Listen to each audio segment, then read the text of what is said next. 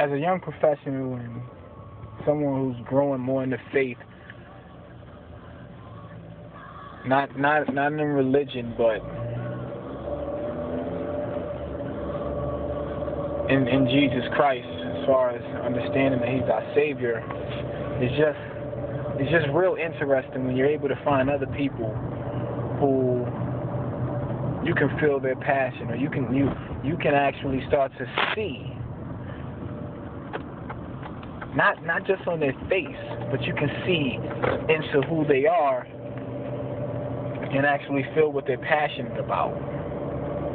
Those are the people who you want to partner up with, and if not partner up with, you just want to see them become successful, because you know by them becoming successful, the same people who you want to help will be successful. And I hope that everyone who's everywhere and anywhere understands the goal. We're one people, all across the nation, with different thoughts and different mentalities, and yes, different skin colors and different preferences and all these different things. But at the end of the day, let's start to care about one another. Let's start to think about what our actions do to someone else and how they can actually affect the greater whole.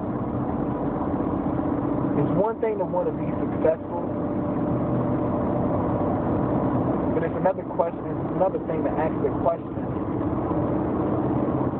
of at what cost to someone else, and do you actually care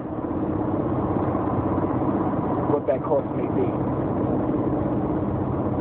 And a lot of times, I think we might not ask the question at all, so it's our ignorance, but we do ask the question, and we understand that somebody's going to have to face the reaper on what we do and who we are and how we do it. I understand that it has to be winners or losers, but it's another thing when people lose when they were never a part of the game. They were never a part of the whole process. You have to start appreciating life more, not just your own, but others. And it's a difference when you're in battle and someone's taken away, or someone dies, or someone's killed.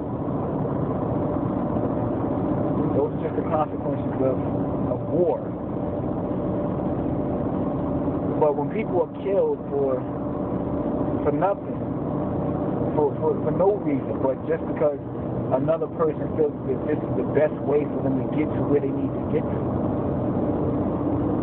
you can't co-sign that. And I don't know how anyone else could. So let's start to actually see ourselves as a people doing more, doing so much more. And stop thinking that you have to wait for someone else to do it. You start your own movement. You knock on doors. You ask the child to put the gun down.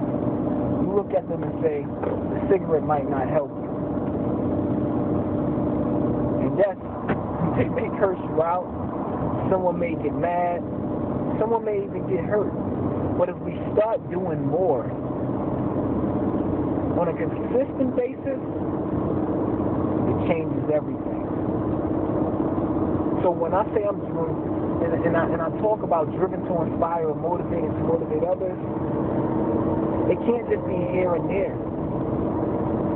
It can't just be when we go to schools or community-based organizations. It has to be everywhere. I mean everywhere. When you're driving, when you're on the road, when you're on a plane, when you're at church, when you're in a supermarket, when you're on Facebook. Let's get real. We're not trying to make a movement. We're not trying to do it on all levels, on all mediums. We're not trying to do it at all. Let's start to pick it up. Let's start to ask for more. start to reach out. Use what you have. Use your gifts. And if you feel as if you don't have one, search a little harder. Pray on it. To whomever you pray to.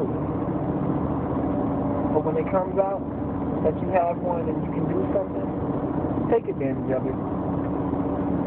Because it'll definitely do something for someone else. And that's the goal.